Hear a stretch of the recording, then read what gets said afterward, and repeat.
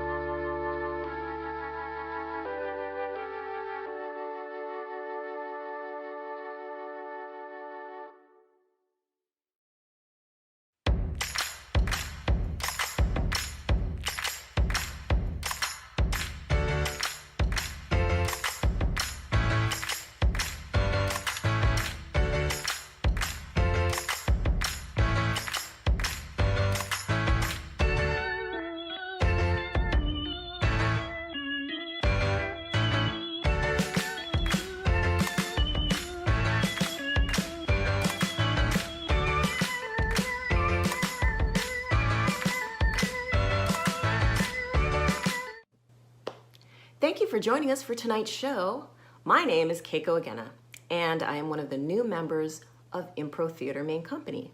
Now, we recognize the immense challenges that artists and theater companies are still facing in the light of the pandemic. In our mission to spread joy, Impro has been active throughout the pandemic. In addition to our classes going online, we have presented over 350 live streamed shows for free. So I'm here, you guessed it, to ask for your support in our mission. Now, when you support Impro, you are helping us to offset those costs, to expand our programming, to strengthen our community, and to spread joy. And you're not only helping the performances, you're also helping the school, which is a vital, safe, welcoming place for artists of all levels and backgrounds. And we've made it very easy to make a donation. Just go to improtheater.com, click the donate button, or you can go to, you can text it from your phone, text Impro to 44321. That's 44321. Text Impro. And we are a nonprofit organization, so it's completely tax deductible. Well, thank you very much for listening to this pitch and for making a donation. And please enjoy the show.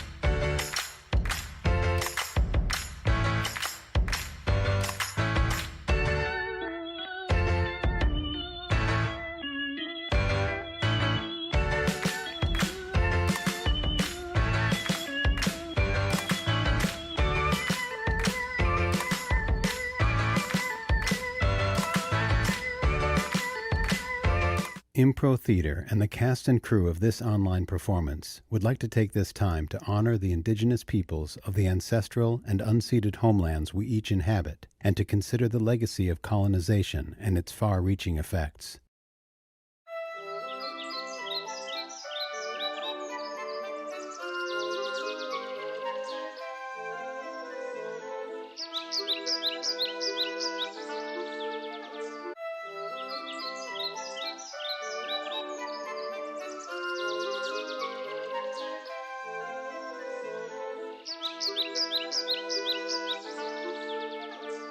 Hey, everybody. Thanks for joining us for Impro Talk. I'm your host, Mike Rock. If you are listening and or watching live on April 2nd, 2022, a couple of quick announcements for shows coming up on the Impro Theater YouTube page. Improvising Plays and Films presents La Land. Will the lawyers make it to the courtroom, and will they call for a sidebar or just meet up at the bar? Improvising Plays and Films is a performance-oriented skill-building class made up of students who have finished the Impro Theater core program, and La Land starts last night and continues tonight and the 8th, 9th, 15th, 16th, at 7 p.m. and on April 3rd and 10th at 2 p.m. on the Impro Theater YouTube channel, where you are right now. Also, coming up, Advanced Shakespeare presents Improvising Shakespeare Workplace Edition, coming up tomorrow at 3:15 p.m. You can check that out. So, and for more things about Impro shows and class shows, go to improtheater.com for all the information that you need. But now, she is an actor, an improviser, a singer, an instrumentalist, a crafts person, a TV maker, and many other things. Please welcome Kirsten Farrell. Hello. Thanks for being here, Kirsten. I'm really happy that you could be our guest today. Right before we went live, we talked for a second about the fact that we've started in-person rehearsals, workouts for Jane Austen Unscripted.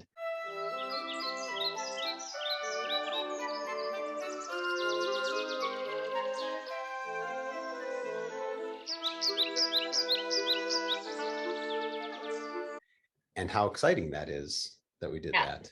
I don't know about you, Mike, but all the way I was driving there, I was like, did I get something wrong? Was I supposed to be on Zoom and I'm going to be an hour late to this rehearsal? Because like, I just couldn't believe I was driving to a rehearsal. It was my first in-person rehearsal since March of 2020.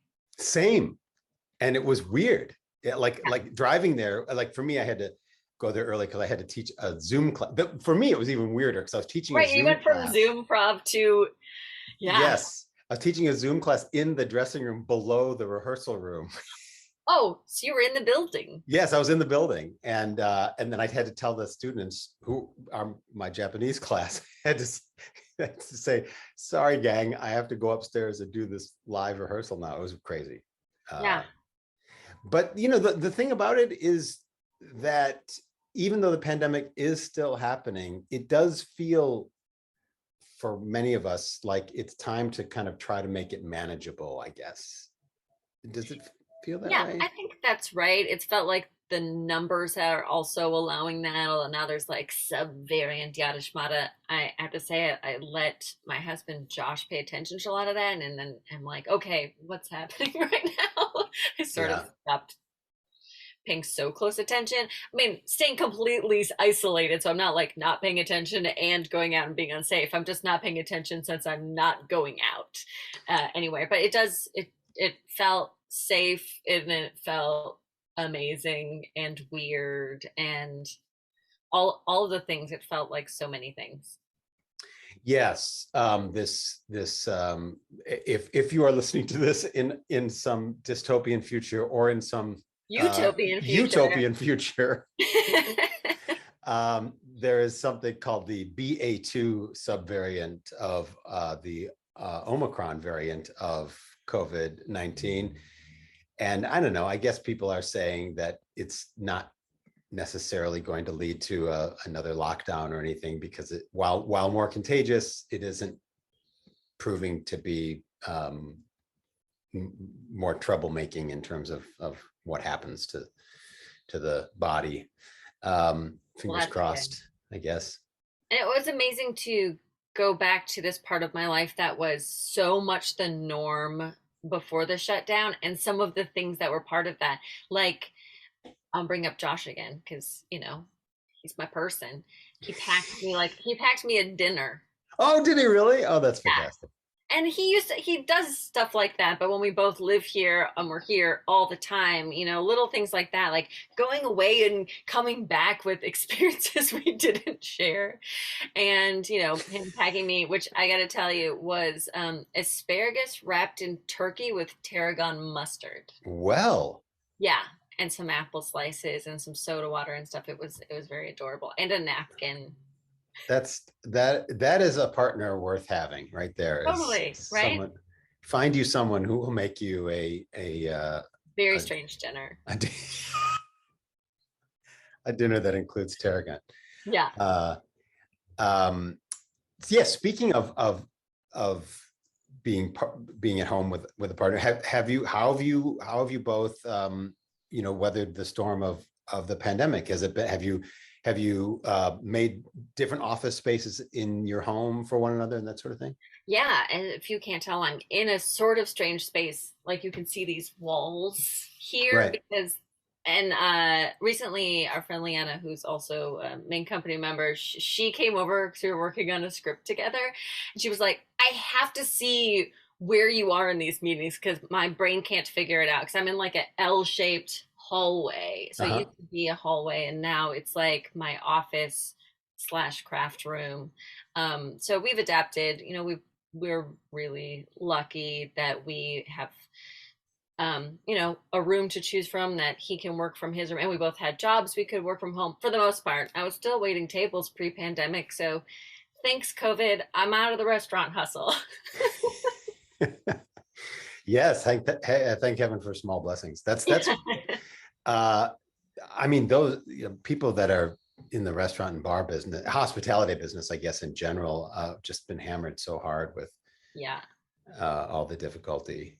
What about Uh, you? How have you resituated? And well, I mean, just auditioning and teaching from home. I mean, that's just yeah. been the way it is. And my partner is doing the same thing. We help each other with home auditions and self tapes and that sort of thing. But yeah, we're lucky enough to have space enough to move around and sort of not be on top of each other. And with a dog and a cat, it also is, I heard it the can. dog who seemed very excited about the Shakespeare show. You had a perfectly timed perf for that Yes. show. Yeah, but yeah, I think that people who had the sort of the luxury of a bit of physical space to move around in, maybe had it easier. I'm kind of counting our blessings in that sense. Yeah, for sure, for sure. Sometimes it's like I wake up as if I've been in a dream and been like, wow, my life is unrecognizable in so many ways from what it was pre-pandemic, just like the everydayness of my life. I was never home.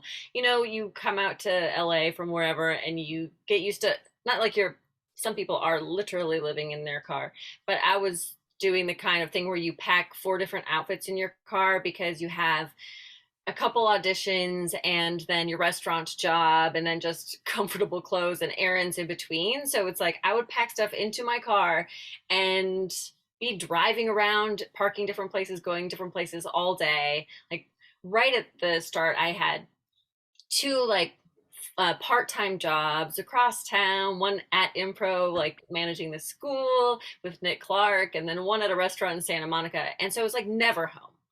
And Wow. I went from never home to always home. And since then, I have a completely different job and career and everything. So it's like, it's very strange. It gave me some more silver linings, or like, it forced me really to stop and reflect because I'm such like a doer.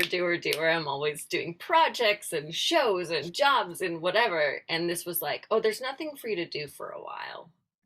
Yeah, for people who don't know the geography of Los Angeles, commuting from Los Feliz to Santa Monica is that can be a very long thing indeed. That could be 2 hours You even. get a lot of books and podcasts on tape.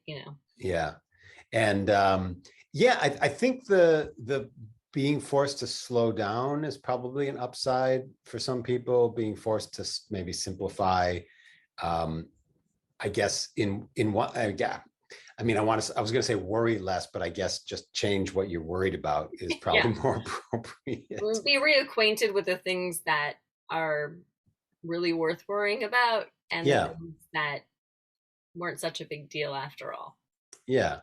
Have you been able to sort of break out a little bit from the COVID confinement, or have you still? Yeah, like I said, like Leanna was here the other day. We went to a wedding Oh, last week. We fantastic. danced. We went to rehearsal, and there have been varying levels, in terms of when we didn't go to the grocery store to when we do go to the grocery store Yeah. and things like that. So, yeah, I ventured out a little bit. I went to see the play, the Lehman trilogy at the Amundsen the other night. Oh, you So did?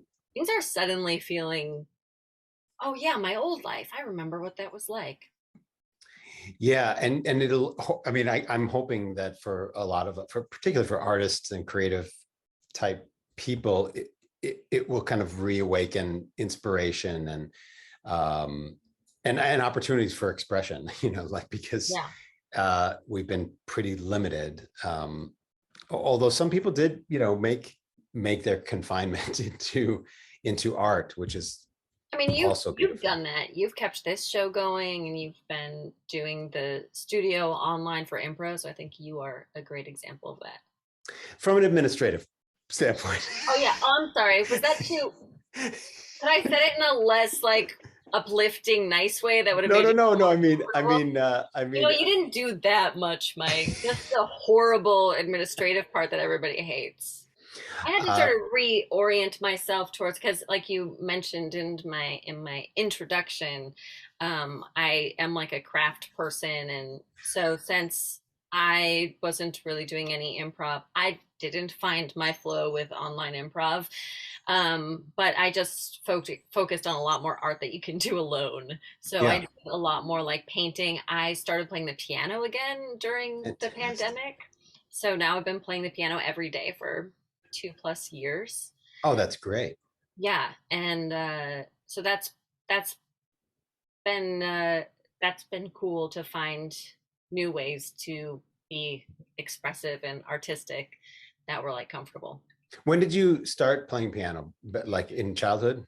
Yeah, I played when I was little, but I didn't do a lot of lessons. I think that our family like piano teacher stopped teaching piano when I was pretty early in, but I had such a musical family. Like, and I have a very wide family tree in terms of like parents, step parents, former step parents, step siblings, Wow. etc.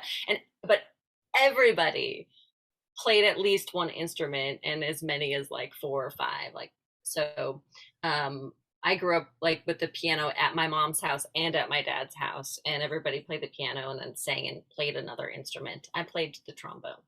You did? Mm-hmm. My uncle is he's an orthopedic surgeon / jazz trombone player. Oh.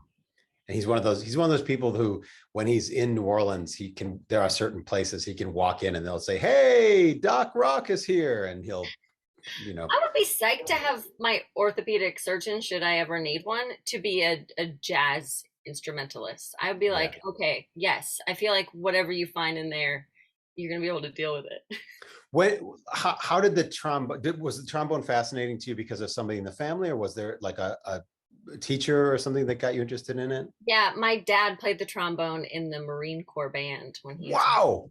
Yeah. That is amazing. Yeah, pretty cool. Do you have a favorite or an early favorite song that you learned on trombone? Oh, no. Okay.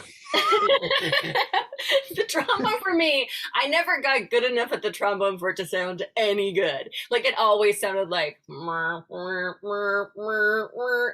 was playing it. I mean, even though I played it from 5th grade all the way through high school, and I think through school we had to do like these solo things, so I learned some trombone solo stuff. But no, I dumped that instrument pretty fast. I will say in 4th grade, before we picked instruments, when we had the recorder, I took the recorder home.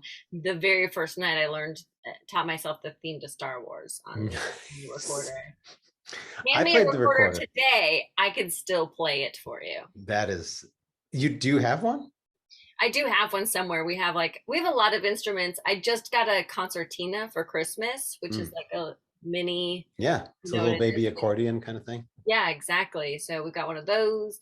We've got tambourines. I've got a keyboard. We've got some light drums, a ukulele. You know, if you are ever in the mood to do anything artistic, you could come to my house. I've got supplies, music, like art supplies, which are around me. You can't see, like fabric, ribbons, glue of all kinds. How tucked away is the recorder? Like, how difficult would it be to unearth the recorder? I'm gonna say, for the purpose of this conversation, just impossible. Impossible. Sure, fair enough. Yeah, no, it's not that far. It's in the other office, but you don't want to hear. We're not going to worry about that right now. I wouldn't. Okay. I took recorder and got my parents to buy a recorder for me and played it. I want to say for a year or two, although don't quote me because I don't, I know where it is at my parents' house because we still have the house. I don't know what I would do if I was, I don't know. I wouldn't know how to. It's curious, right? You know what? I'm gonna bring mine to rehearsal, which Sarah Mountjoy Pepka, for those of you seen an oboist. Yeah, and bassoon, right? And yeah, maybe. Oh no, yeah, you're right. That's sorry. I just said oboe because I had a. You know what? You named a double reed instrument, and that's all that matters. I'll bring one. She'll be excited about it, and we'll see. I'll just put it in your hands, and we'll see if you. I remember the little thing that you hook your pinky onto, the little dealy bopper. And then I played trumpet for a few years and really dug it. But yeah, 2.5 years of just jumping back on the piano sounds like pretty great to me. It's really, really great. Now I do it sometimes even like outside of my half hour every day. Just I'm like, I had a tough conversation with somebody or something. I'll just like go to the piano and be like. So you get home from a long commute or you have a meeting that's not great and you're like, you know what? I'm going to sit at the piano. What comes out? What happens? Well, I've memorized a bunch of songs now because I like learn a song and I memorize it. So I probably play one of those to chill out. My favorite right now is a Chopin, and it's like I think it's Etude in E flat. But if anybody is here watching me like, oh, you don't know what you're talking about, you're right. I don't. I can play it, but I don't know what I'm talking about. But it's a very relaxing, fantastic song.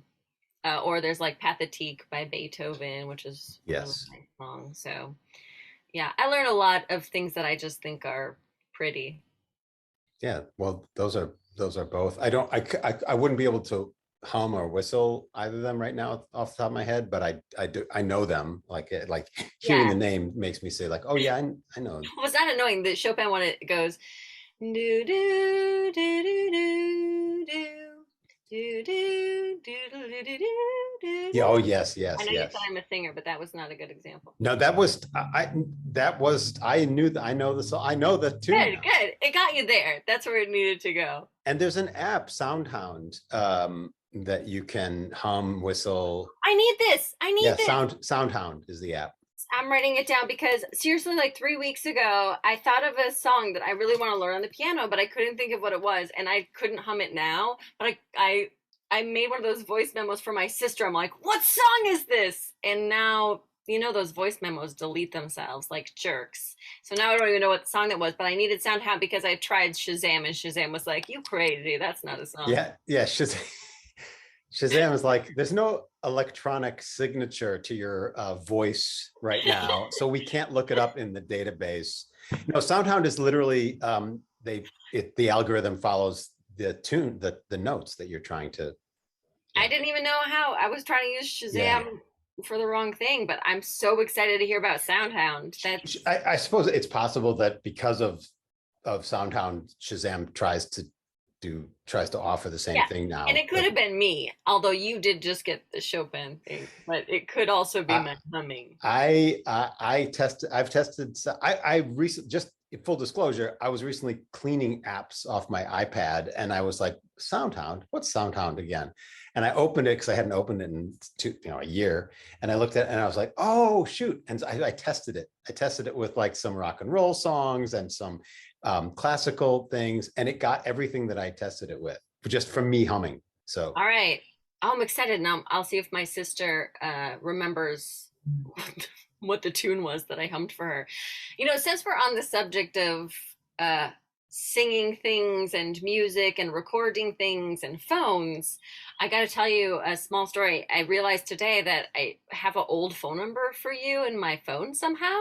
Mhm. And this is such a dumb story that I shouldn't be telling on the show, which is exactly why I'm telling it. Many months ago, it could be a year. I could look at my phone. It could be longer. I don't know. But Josh and I were driving up to San Francisco.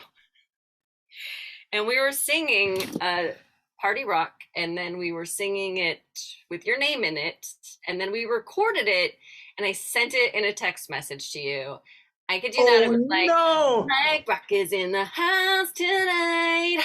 Everybody just, and we're all like, Mike Rock, Mike Rock. I still have the recording. I'll send it to your real phone number. And I was like, Mike Rock never responded.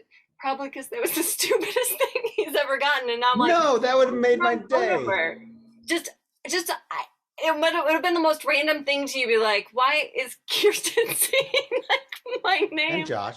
And Josh. I credit to Josh, really.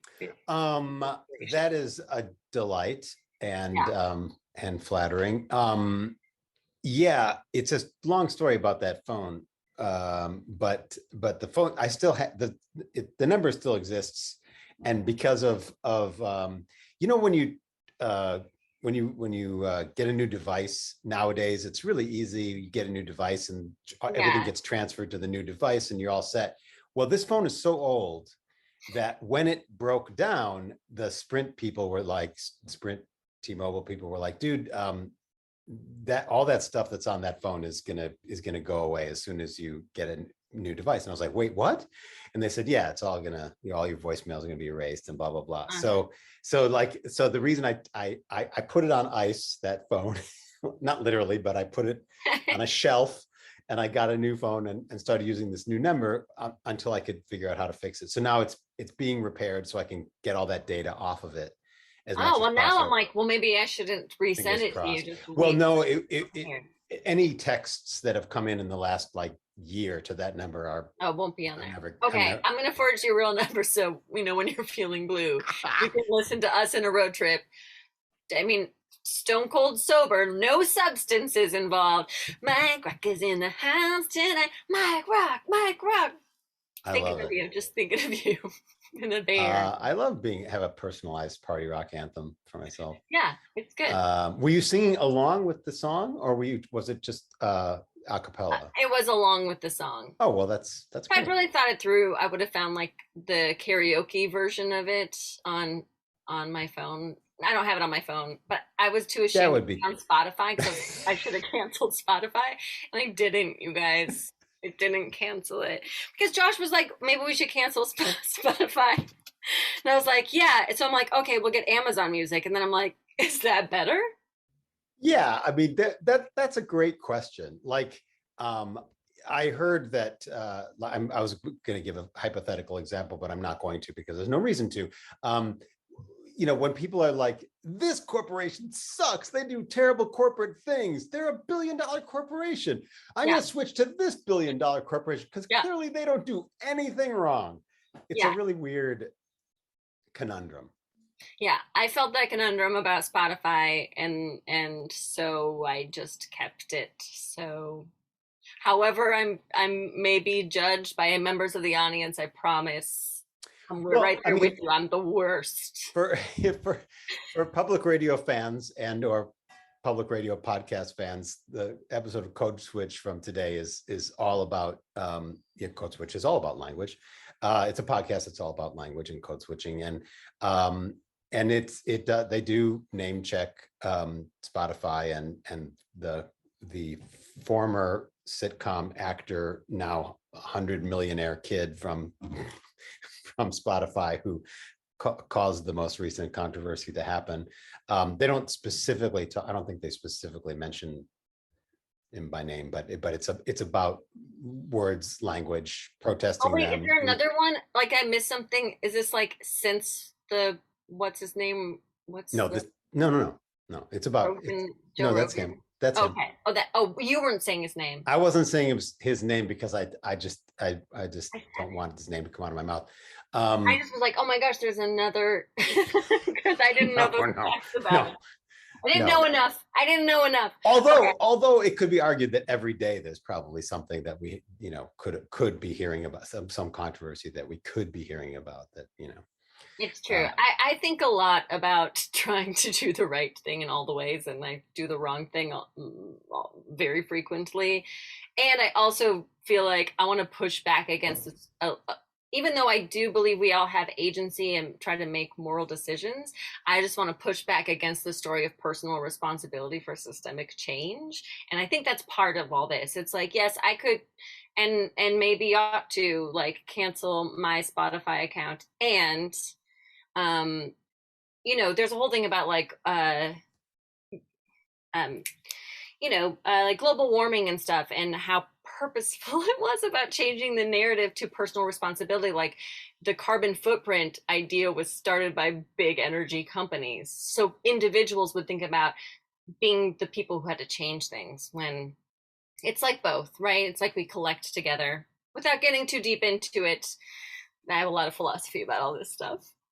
well, that's a great point, and it reminds me that here in California we talk about drought conditions all the time. We talk about personal responsibility for water management when the percentage of water mismanagement that's happening on behalf of agriculture and not your family farmers. I'm not talking about. I'm talking about corporate, Yeah, agribusiness. like the Um, 3 family farmers who are left. yeah. So like, yes, take shorter showers, certainly. And yes, don't water your lawn and et cetera. But at the same time, like if I don't lose sleep because there are corporations that are doing 99% of the damage or the problem. Again, and I'm sure you don't either. We don't mean to lift anyone from any sort of. No, it's a both and. It is like a real do what you can, act locally, and don't divert from the fact that like these systemic changes, there are people in power who need to make big changes, and we can collect together and vote for people and things like that. But like you were saying, you lose sleep over how long that shower was.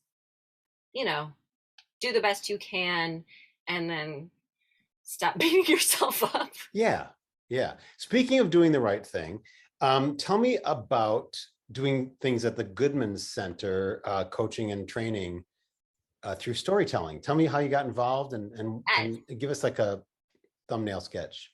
Yeah, so this is my job now. I work at the Goodman Center, which, like you said, is coaching and training in the area of communications for the public interest sector. So we work with mostly foundations, nonprofit organizations, educational institutions, small government agencies, and in the area of like like storytelling is the most popular #1 thing we teach, and we also coach and teach about how to give more effective presentations and having meetings. How I got involved was through a program I got involved with through Jen Ryder, one of the leadership people at Impro at Janice. She was doing a program called Speak Up through the Corporation for Supportive Housing. They're a national organization. They have a branch here in Los Angeles. And the Speak Up program pairs artists, writers, improvisers, actors. When I say artists, I actually do mean performance artists. I don't mean, maybe there are some painters, but the skills of improvisers, writers, and actors with people who live in supportive housing, who've experienced homelessness. And so you're paired up with somebody and you go through an 8 to 10 month training. It's varied over the pandemic. It was more consistent, but like pandemic changed everything. You work together, but you do these trainings together, and then you meet one-on-one to your role as the actor, writer, artist person in it is to listen to that person's story of supportive housing and help them craft their story into a tool for advocacy. And that is the secondary goal. The firstendary goal is is to like primary. That's the word. The primary goal is to have them, I think, regain ownership over their story. And in my opinion, that I think is echoed by Anne English, who runs the program, and CSH, is like, these are hero stories, resilience, amazing stories, and reclaiming them in that way. And that's how I see that program. So when I heard about it from Jen Ryder, I was like, I must do this. This is like exactly what I want to do.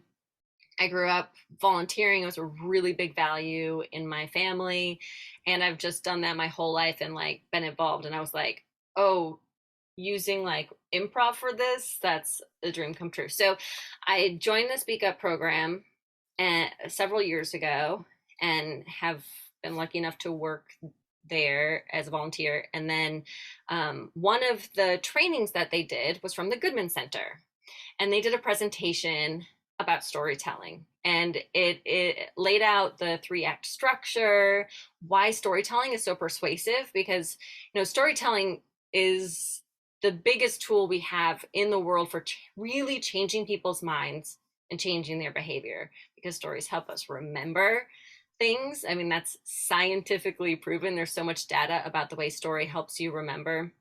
When you think about sports and people who like can do all those sports stats, it's because every sports stat has a story, behind it. And then and so changing the story in people's minds and around housing, there's so many stories in people's heads about who's experiencing homelessness and why, and like that bootstraps, sorry, bullshit story, can I say that?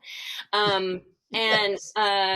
there are so many false narratives about the housing crisis and who's experienced homelessness, and the most powerful tool there is to hear these stories. So I sat in that workshop, and I was like blown away, once again feeling the way I felt about joining this program, that like, this is everything I care about rolled up into one thing.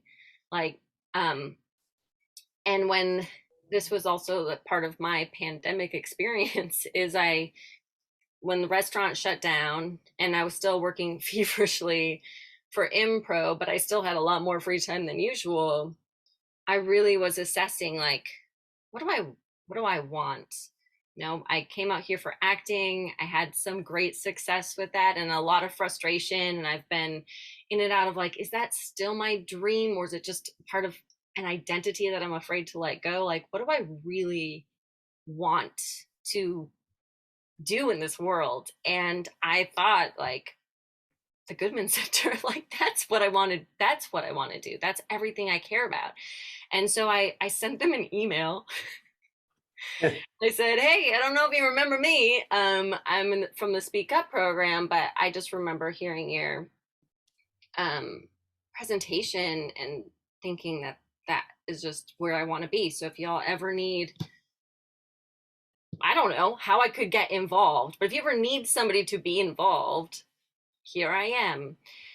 And it was like a miracle, really, because Celia Hoffman, who was the person who had given that presentation, reached out to me and said, funny you should email me. I totally remember you. And I'm finishing up grad school. I've worked in my role at the Goodman Center. She was associate director for almost 8 years. Now I'm almost done with grad school and I'm looking at what's next. One thing I've been wondering is like, how am I going to replace myself? And as you might guess from me saying this is a miracle and that I work there now, months and months later, that is exactly what came to pass, is that she got another job and I replaced her at the Goodman Center, and now that's my job. That is fantastic. That's a great story of seeing a thing that like a way to apply what you already love and what you do, and seeing an opportunity and saying like, I'm just gonna go for it and reach out and it worked. I know it doesn't always, but it did. And I'm so glad. What are some storytelling and or communication resources that you would recommend for someone who I don't know, wants to understand what you're talking about when you say that storytelling is the greatest tool for communicating concepts, ideas, needs, etc. One of my heroes in this space is named Marshall Gans, and so you could look him up. Okay. He comes from a background of organizing, and so he tells about a model that's like the three stories that leaders of change must tell: the story of self, the story of us, and the story of now. And he's worked with a ton of political candidates. Barack Obama was a huge one. Elizabeth Warren, he's worked with. He's from California, so he worked with Cesar Chavez, and so anything you look up about him, there's a group called the Leaders of Change Network, and there are tons of resources on their website about that kind of story. And that is more about if you want to organize and get people involved in your cause, you tell them the three stories are like, why should you listen to me? Why is this a value that I hold? And then the story of us is like, what are the shared values that we have? And the story of now is like, what's the urgent need that we got to act now? So that's a great resource for people to learn more about why that kind of story is important. Oh, you could also subscribe to the Goodman Center newsletter. That's what I was looking for. Yeah. Oh, let me promote other people.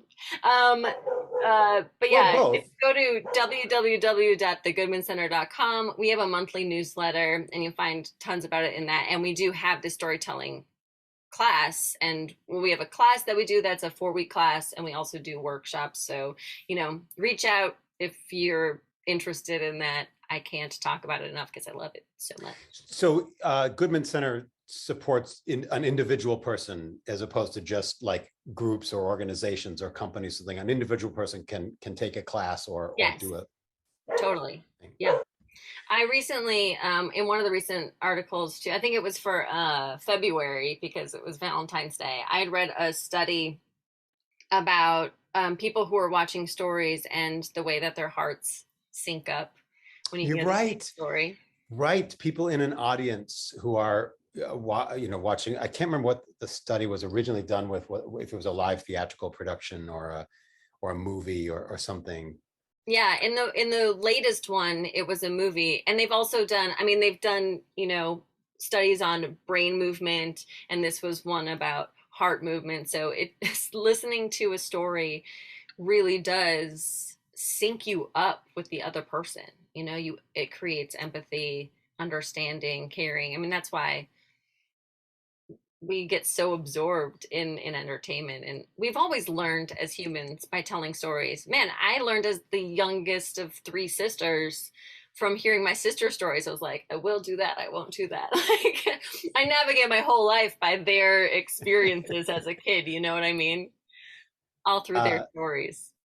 Yeah, it's fun when scientists say stuff that like you already know because you've just experienced it. You've just been in a room with somebody, or you've been saying like, if for example I saw the Lehman trilogy, and you were like, I just saw that, and we'd be like, off to the races, like, because we shared a thing. And that's why I've always loved theater and improvising. You're in it with the audience. You're not performing to them. It's like a conversation, and you're really connected. It's very powerful. I ask everybody when in life they kind of first felt like a creative person. Were you because everybody in the family was musical? Was that your way into sort of creative artistic expression, being musical? Yeah, it feels like it was kind of the default in my family, but I do remember being really psyched. Even in kindergarten, I played like the triangle, which is a musical instrument. There's like the holiday show, and I was like a wooden soldier with a triangle, and I loved it so much. And in first grade, we did Hansel and Gretel. Oh. This was not as fun of an experience for me, by the way, because I was one of the narrators. I was heartbroken because I Oh. just wanted to be Gretel so bad. Oh, yeah. Yeah, and I remember my teacher, I'm 99% sure to make me feel better, said they just really needed me as one of the narrators because I was such a good reader. I mean, listen, I'll take it. Thanks, Mrs. Blakeborough. It worked on me. Like praise always works on me. Hint to anybody who thinks I'm a pain in the ass to deal with. Just like throw some praise out there. I'll be fine. You're a good reader. We need good readers. I mean, Yeah. those people doing those what you think are bigger roles, I don't know, man. It's only because they aren't capable of the same reading skill of being the narrator. And did plays come into view quickly at an early age? I mean, I guess more like improvised plays because my two older like birth sisters and then my sister Marta especially and I who our parents were married to each other for a large portion of our childhood, we just played pretend all the time and then we would put on shows for our parents all the time. Like we reenacted, all the American Girl dolls. There's one called Kirsten's best friend on the boat on the ride over from Sweden. His name is Marta, which is my sister's name. So we did the whole play version of Meet Kirsten. We did my mom's favorite like musical was the Cinderella starring Leslie Ann Warren. I don't know if you remember, like I don't see probably from the 70s. So we performed that. I don't know, there are pictures. We were just performing all the time in our living room, just all the time. And I just never stopped. I just never grew out of it. That's great. The American Girl Doll Company, founded in my hometown of Madison before. Oh.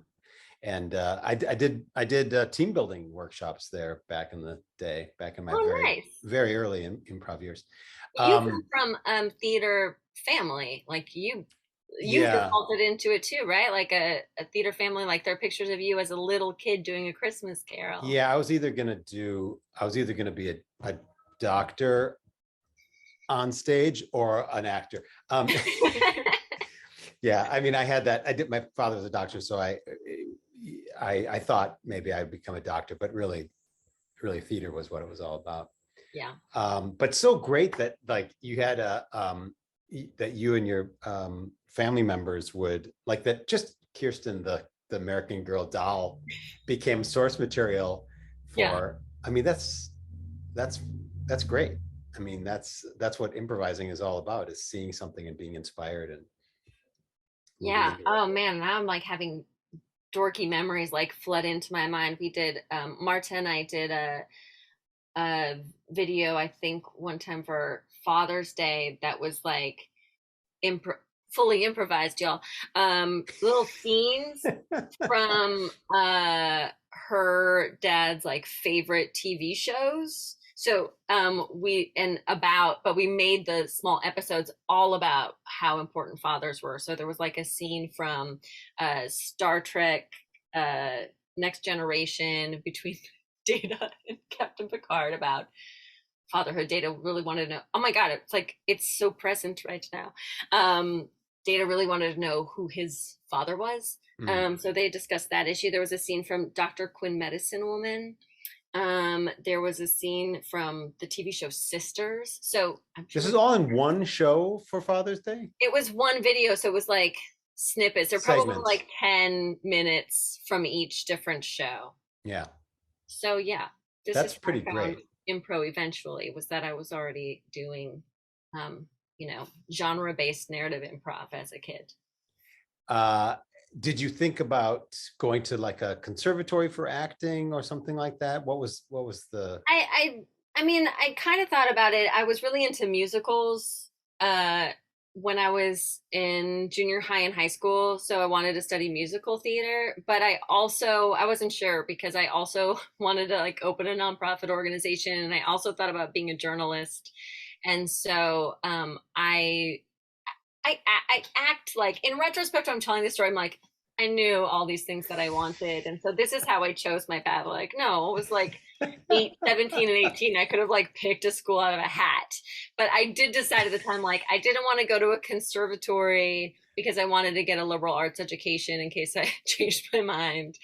And I didn't want to go to a place with a grad school program because I didn't want to wait to like be doing plays and be on stage. So between wanting to do musical theater with no grad school program and not a conservatory, it really limited my options.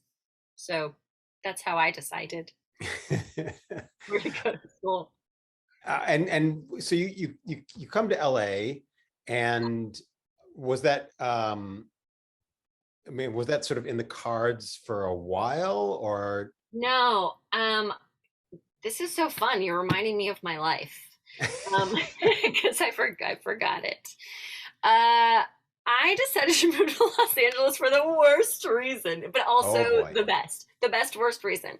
So I was really lucky. I like overachiever, so I almost graduated from college early, and then I didn't want to. Where was that? Illinois Wesleyan University. Oh, sure. But then my advisor was like, well, you could study abroad. And I was like, ding, ding, ding. So I went to study abroad in London, and I went to see a few different plays on the West End in London. One of my classes was just going to see plays. I was like, well, this is heaven on earth. Fantastic. Now, I didn't see this play, but Elizabeth Berkley was doing a play on the West End in London when I was there. Wow. So when it came time for me to decide where to go after college, do I want to go to Chicago, where most of my friends who are graduating like from this program are going? And I didn't really want to. Do I want to go to New York, or do I want to go to Los Angeles? Like, oh, I'd love to go to London, but come on, this is like, let's stick with the realistic ones, Los Angeles and New York. And the two things that won me over to moving to LA were, one, it'd be better to be poor in the sunshine. And secondly, because Elizabeth Berkley was in a play on the West End, and I was like, I could maybe get on a show like Saved by the Bell. Yeah. But I'm not sure I'm good enough for New York, but I think I'm good enough for Saved by the Bell. And so if I can just do that, then I could go do plays on the West End. Like, that's why I moved to Los Angeles. Well, that's not as outrageous as you might think. I mean, there are people who think, I mean, like if you're a dyed-in-the-wool theater person growing up, or in high school, or even into college, you could be forgiven for thinking that Los Angeles was maybe less than, or maybe more accessible because of the ubiquity of television and film casting, as opposed to the exclusivity in New York of theater casting. So it's sort of understandable that you would say, like, all right, well, Elizabeth Berkley got on a TV show and then got on the West End. That seems like a route that I could do. Yeah, it turned out to be a little bit harder than that. But you do end up on, booking commercials and 10 items or less, the TV show. Yeah. Doing all the different comedy schools and that sort of thing. So that it wasn't that No, crazy. I try to look back and be like, yeah, I didn't do too bad for myself. How I mostly look at it is like, me as a kid would be super psyched. Yeah. Well, that's a great way to look at it.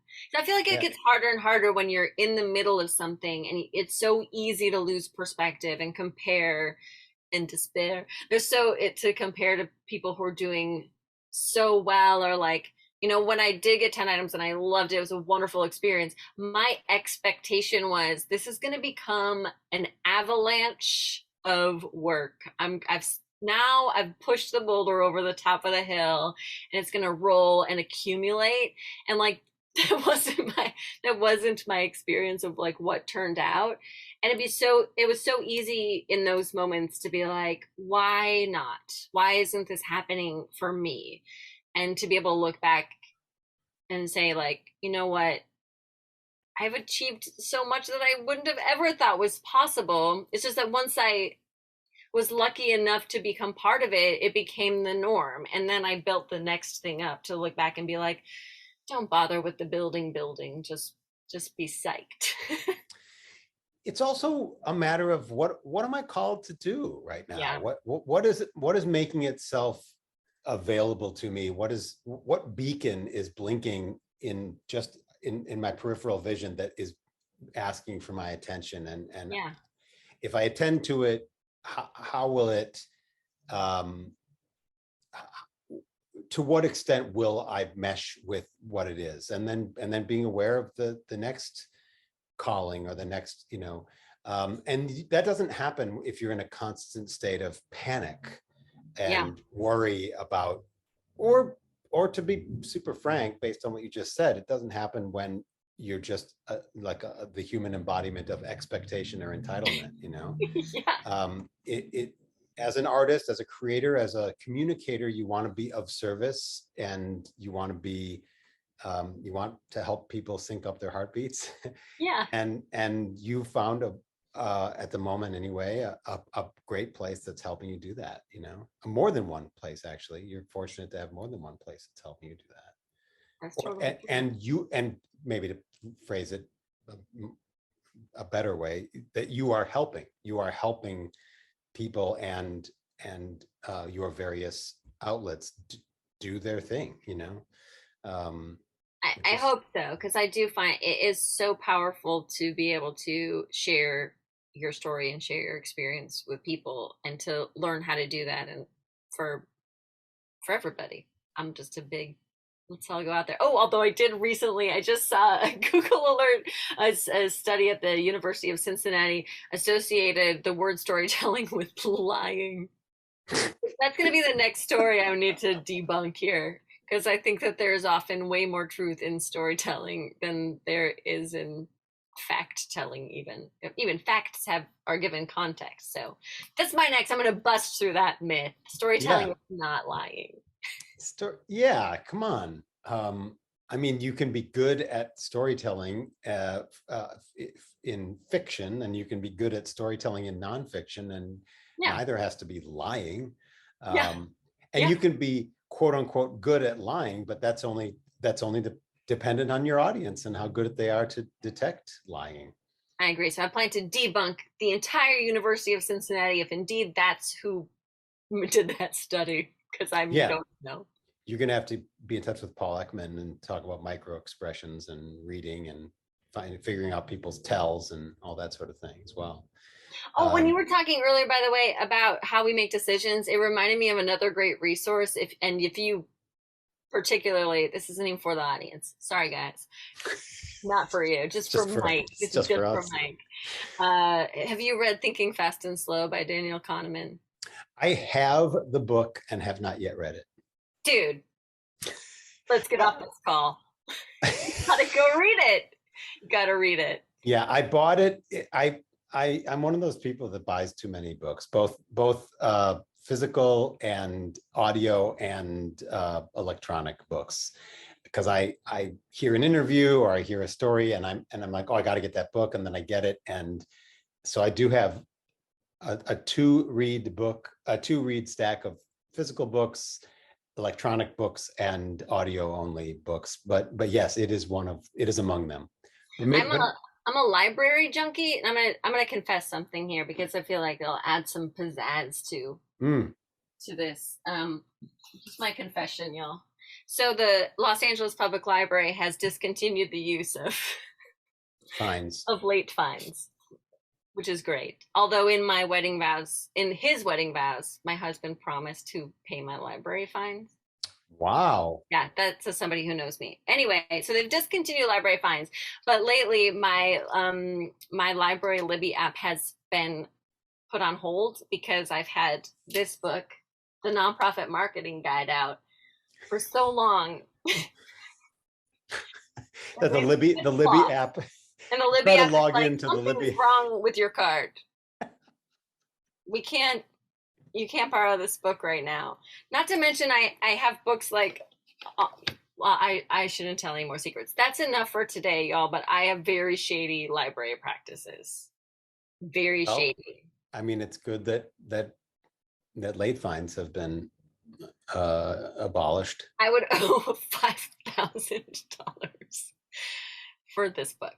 That's how long I have had it. And I haven't finished reading it either. Well, it looks like it's a kind of a heady tome of. Yeah, it's great. And Katie LaRue Miller is fantastic. And I actually get her newsletter and I read that. So maybe that's why I'm not in any huge rush to read this book. But yeah. So you've also produced some shows, some TV pilot things, in addition to being on TV shows and things. And tell me about the craft show pilot, because that seems like so the fun. perfect connection, contraption. Yeah, contraption. That's right. Of interest. Coagulation. Of interest for you. Yes. And you could also get coagulated, sync up your heartbeats and coagulate your blood. Just don't coagulate your heart. Right. Yeah, I loved making that. And yeah. So what this show was, it was called I Made It For You. And it was basically it was a craft making show where I would have a guest on and they wanted to give a gift to somebody that was really important to them. And we would come up with but they didn't want to just buy something from the store. So we would come up with the perfect gift that they could make with me for that person. Was the whole idea of the show, based on the fact that I've been crafting forever. And mostly what I do craft is stuff for other people. Is it what's happening with it? Because I think you should produce that show yourself. Oh, okay. Do you want to produce it, Mike? I don't know. It's so much work. I made a pilot for it and pitched it a couple places. This was a few years ago. So okay. I do think about that and how it would work on one of these shorter, on TikTok or something like that, and do a shorter version of it. Because I think that the kind of sizzle reel I made for it was several minutes long. But I think there could be space for it. I still love the idea, because I do also when you make something for somebody, you put a piece of yourself in it. And also sometimes people get things that you made and they're like, now I have to keep this. Yes. And I want to spread that feeling, that feeling of obligation is what it's the goal. You want to instill in people. I mean, if they made a show out of Is It Cake? Oh my God, I watched 2 episodes of that show, Mike. I heard about it. The answer is it is cake. But spoiler alert. Yeah, the answer is it is cake. I do love this kind of show. I think there's another season of the Great British Bake Off coming out, and I cannot wait. I watched the Pottery Throwdown show. Do you know about this? No. It's on HBO, and it's a bunch of British potters doing pottery, and it's so boring in the most wonderful, my whole nervous system is just so chill. And one of the head judges, he loves pottery so much, Mike, that he frequently bursts into tears. He picks up the pot and he's like, just wait. It's very nice, actually. Wow. Very well done. He burst into tears several times, just genuinely, because the pigment or the firing on something or the shape, it's the most wonderful, wonderful thing. Well, that sounds better than Paul Hollywood trashing somebody's, petit fours or something like that. If they added the element of you are gifting this food item to some, that would be. They do try to add some story. They're you're baking to tell us the story of this, your heritage or whatever. But I think that's part of what makes those shows so great. They do create some of that, and they create some relationships between castmates. But I agree that my show is the most brilliant idea, because you are literally boots on the ground, making a thing for another person. Because it's about the relationship and seeing some of that relationship in the show too. Because if you're just imagine you're baking this donut for somebody, but in my show, you give them the donut. Incidentally, I did do a crafting thing of donuts one time that turned out so cute. They were little keychains of, I can't think of what it's called. Oh, Sculpey. but they were donuts. That's pretty great. They were really cute. Is Sculpey like a brand name of some sort of product? Yeah, it's a mold, like a clay that I think you bake it and then it solidifies, so you shape it and then you bake it. This interview has been brought to you by Sculpey. Send me the money. Just send me Sculpey. Will you tell me, we're starting to run shy on time, but I do want to ask you about working with Marta Lindsay. That's my sister. That's your sister. Yes. That's Marta, your sister. This is my sister, Marta. Previously. Yeah, that's my sister. So these two were also like shows that we were trying to sell, that we one of them we made a full pilot for, and then the other one we didn't. And so the more recent one was a show about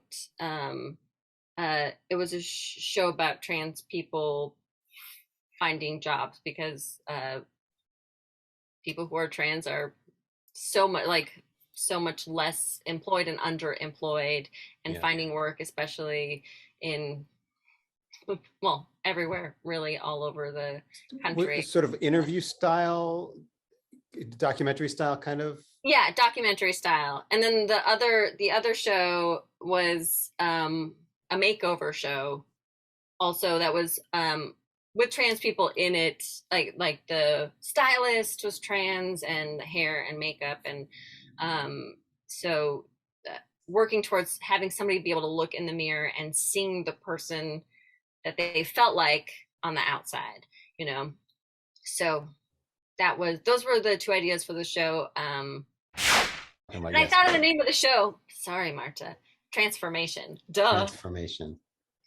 That was the name of the show. Sorry, Marta. My mom's wife is a trans woman, and so this is something that's been very close to my heart and part of my life for a long time. So that's part of where that desire came from, was to be able to highlight those stories and just getting the chance to, at the end of the pilot for that makeover show, Lyles, who was like our amazing guest on that show, she really did get a chance to look in the mirror and say, like, I feel like myself. I feel like I look like myself. So hopefully not just like perpetuating the idea of a specific heteronormative beauty, but being able to reflect how you feel. That's what those were all about. Well, right there, like you combining communicating with, with telling your own story, with empowering people.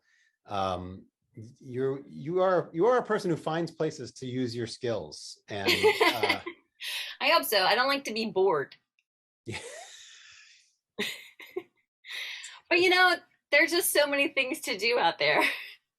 There are things to like be done, and it's great to like be active and find ways to participate through like creating art, creating social justice.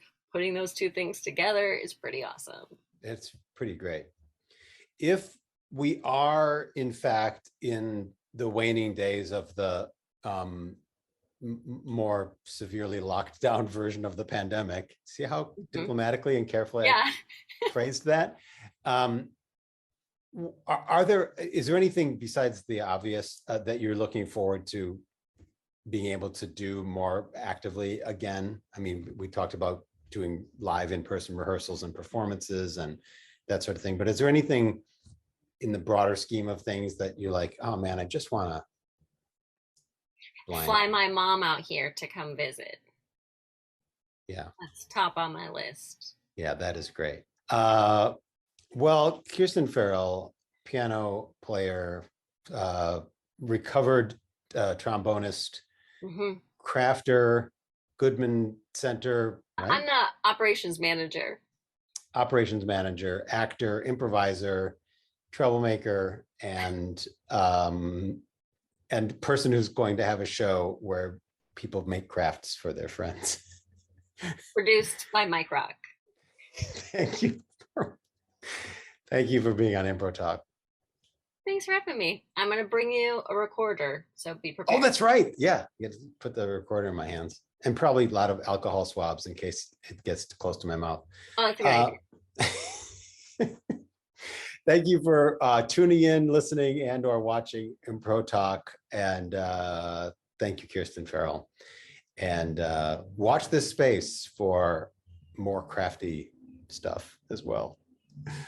See you next time. Thanks, everybody.